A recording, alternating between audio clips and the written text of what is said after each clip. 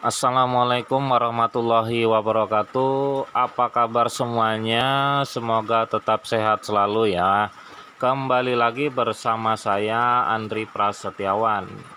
Sudah lama ya kita tidak berjumpa kembali.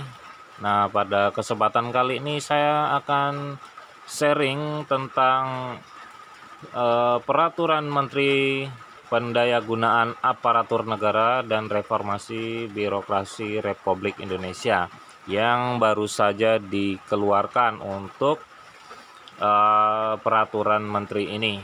Nah, apa saja isinya?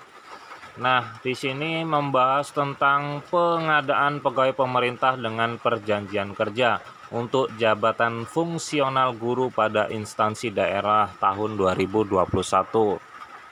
Nah, tentunya ini menjadi informasi yang sangat ditunggu-tunggu oleh guru honorer ya, terutama guru honorer yang sudah terdaftar di Dapodik, terutama yang sudah lama sekali mengajarnya namun belum diangkat menjadi CPNS atau ASN ya. Nah, pada kali ini akan diadakan lowongan atau pengadaan pegawai P3K.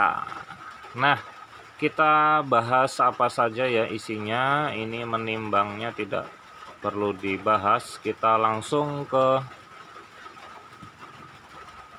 pasal 1. Bunyi dari pasal 1 ya. Di sini dikatakan aparatur sipil negara yang selanjutnya disingkat ASN adalah profesi bagi pegawai negeri sipil dan pegawai pemerintah dengan perjanjian kerja yang bekerja pada instansi pemerintah. Nah, di sini pasti banyak yang menganggap bahwa CPNS, PNS itu yang dimaksud dengan ASN ya. Padahal di sini nantinya P3K juga termasuk dengan ASN ya, aparatur sipil negara. Nah, ini kita lihat nomor 2 nih.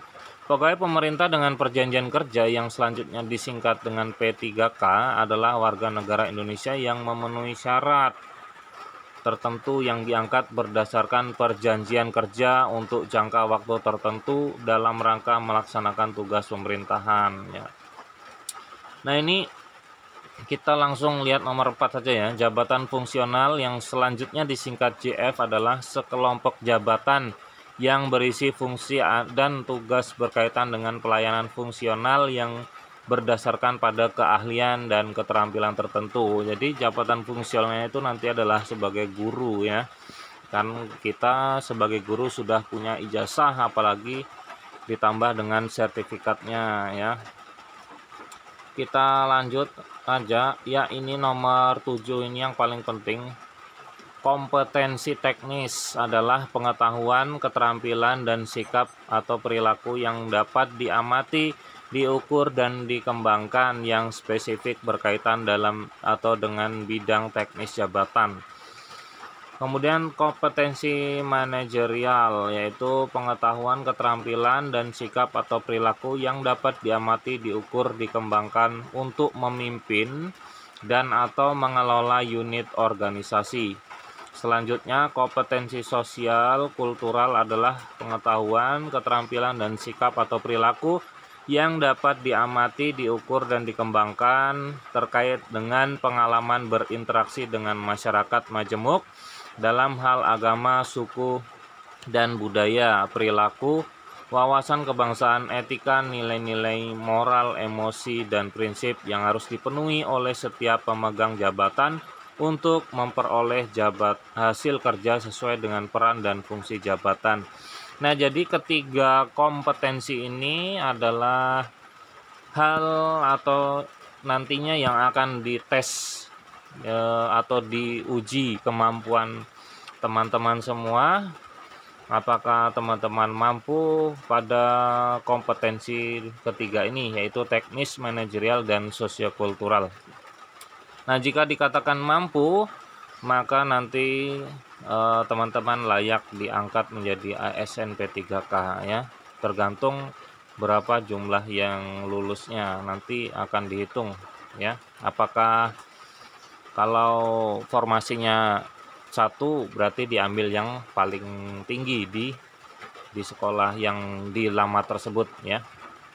Kemudian CAT, ujian berbasis komputer, yang selanjutnya disebut dengan CAT UNBK, adalah suatu metode atau seleksi tes dengan menggunakan komputer yang diselenggarakan oleh kementerian yang menyelenggarakan urusan pemerintahan di bidang pendidikan, kebudayaan, riset, dan teknologi. Dalam hal ini yaitu Kemendikbud Ristek ya, yang mengadakan CAT UNBK. Kalau seleksi CPNS kan ini ya, CAT, bukan UNBK. Jadi yang mengadakan memang dari Menpan ya, apa dari ini Panselnas ya. Kalau ini dari Kemendikbud.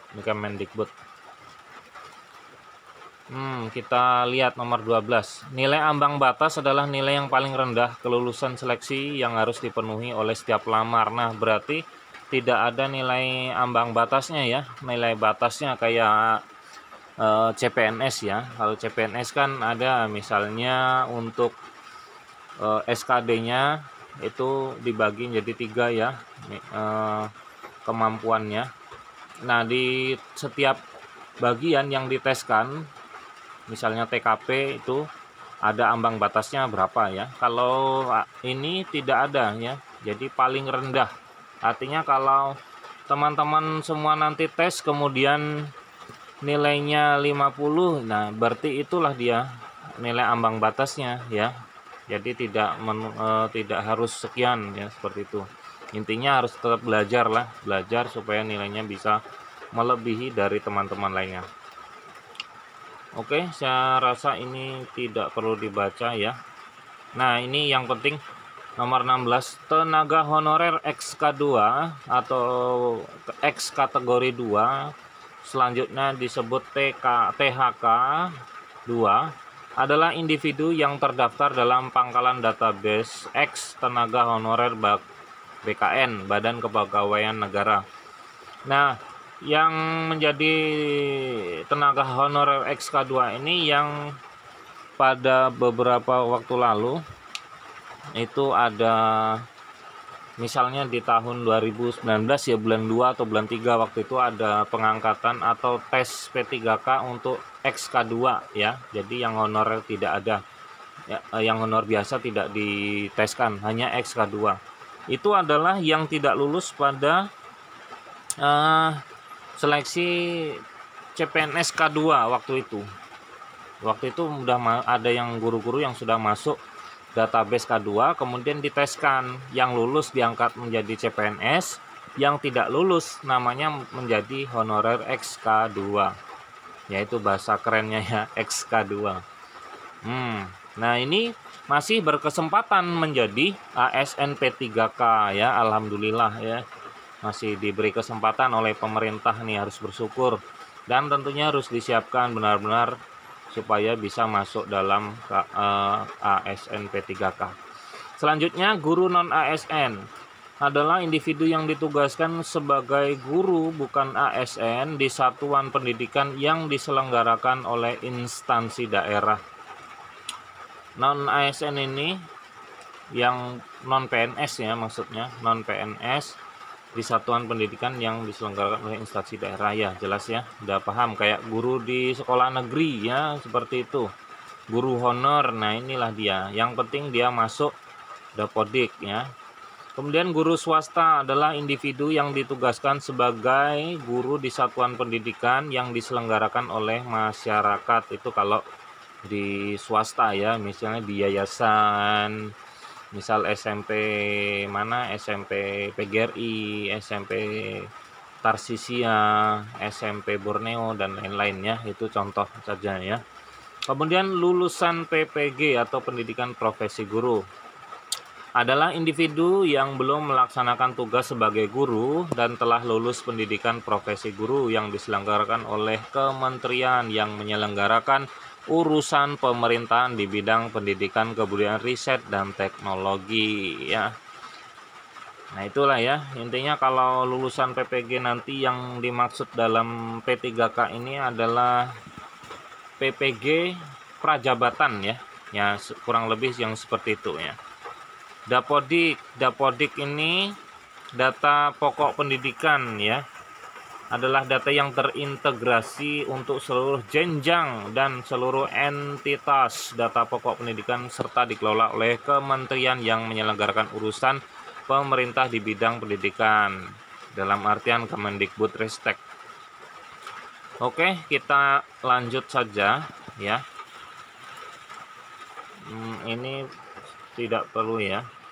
Nah, ini persyaratan pelamar ya. Pasal 4 ya. Pelamar yang dapat melamar sebagai PPPK jabatan fungsional guru pada instansi daerah tahun 2021 terdiri atas 1. THK 2 atau tenaga honor XK2 ya. Itu ya sudah saya jelaskan tadi di atas ya. Kemudian yang kedua, guru non ASN yang terdaftar di Dapodik. Jadi wajib namanya ada di Dapodik ya. Jadi kalau belum ada di Dapodik, sebaiknya bagaimana caranya agar segera memberitahu ke operator sekolahnya. Kemudian operator sekolah memasukkan ke Dapodik, tentunya bekerja sama dengan Dinas Pendidikan di tempat Bapak Ibu atau tempat teman-teman bertugas. Selanjutnya, guru swasta yang terdaftar di Dapodik ya. Jadi ini intinya adalah masuk di dalam Dapodik dan lulusan PPG. Nah, tadi yang lulusan PPG sudah saya jelaskan ya. Jadi maksudnya yang sudah selesai kuliah atau fresh graduate tapi dia sudah menyelesaikan PPG-nya.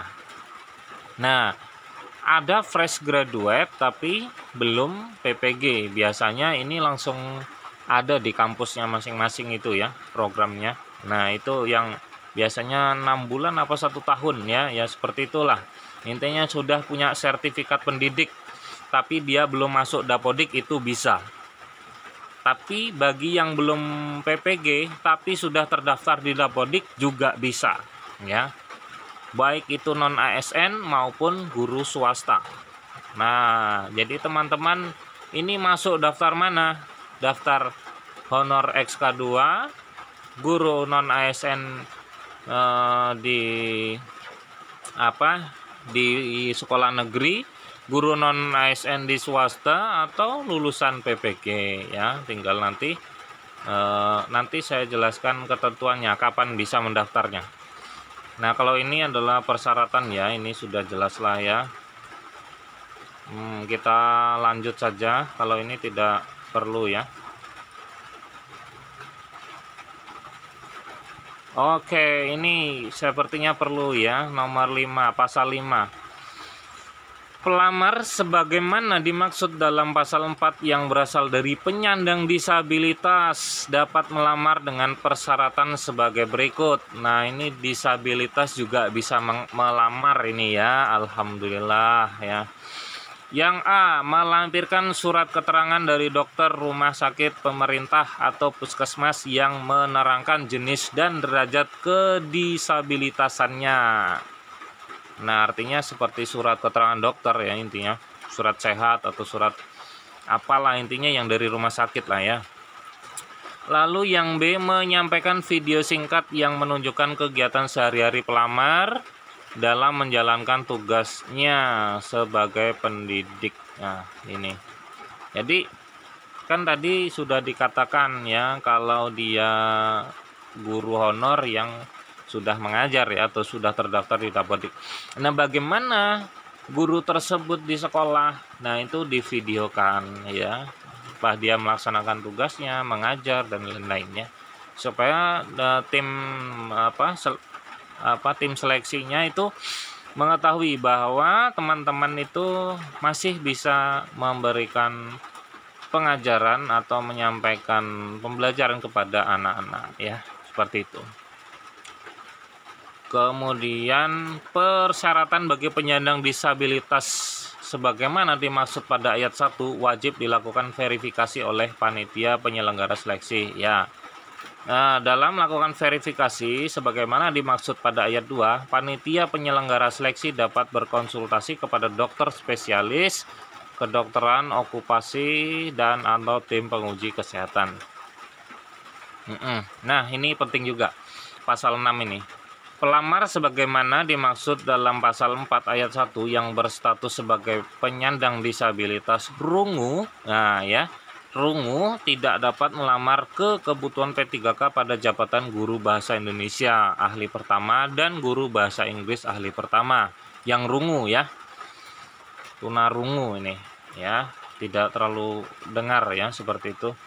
Nah, mungkin karena bahasa Indonesia kan jelas ya menggunakan bahasa. Kalau yang lain masih bisa menggunakan isyarat dan lain-lain ya. Kalau ini pembicaraan dan sebagainya ya. Kemudian selanjutnya pelamar sebagaimana dimaksud dalam pasal 4 ayat 1 yang berstatus sebagai penyandang disabilitas daksa, nah, tidak dapat melamar ke kebutuhan P3K pada jabatan guru pendidikan jasmani, olahraga dan kesehatan ya. Ini untuk daksa. Pelamar sebagaimana dimaksud dalam pasal 4 ayat 1 yang berstatus sebagai penyandang disabilitas netra tidak dapat melamar ke kebutuhan P3K pada jabatan guru seni budaya keterampilan ahli pertama.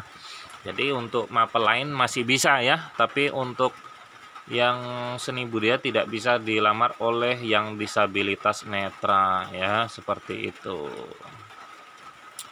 Nah, ini kita lihat dulu ya. Atau saya cukupkan dulu sampai di sini ya, supaya videonya tidak terlalu panjang. Nanti akan saya sambung di part kedua lah ya, untuk tentang selanjutnya. Ini masih banyak informasi-informasi ini. Ini informasi saya berikan untuk saling berbagi saja ya, sharing. Nah, ini silahkan kalian kalau mau tanya-tanya juga boleh di kolom komentar. Dan silahkan di-share informasi ini supaya tidak berhenti di kalian semua. Jadi share lah sebanyak-banyaknya supaya yang lain juga dapat informasi, karena kita tidak boleh pelit informasi ya, seperti itu. Oke, saya doakan kalian tetap sehat selalu supaya bagi teman-teman yang ingin melamar P3K bisa lancar, kemudian masih diberi kesehatan, bisa melamar, dan yang tentunya adalah bisa lulus tahun ini menjadi ASN P3K. Oke, sampai jumpa di video selanjutnya. See you.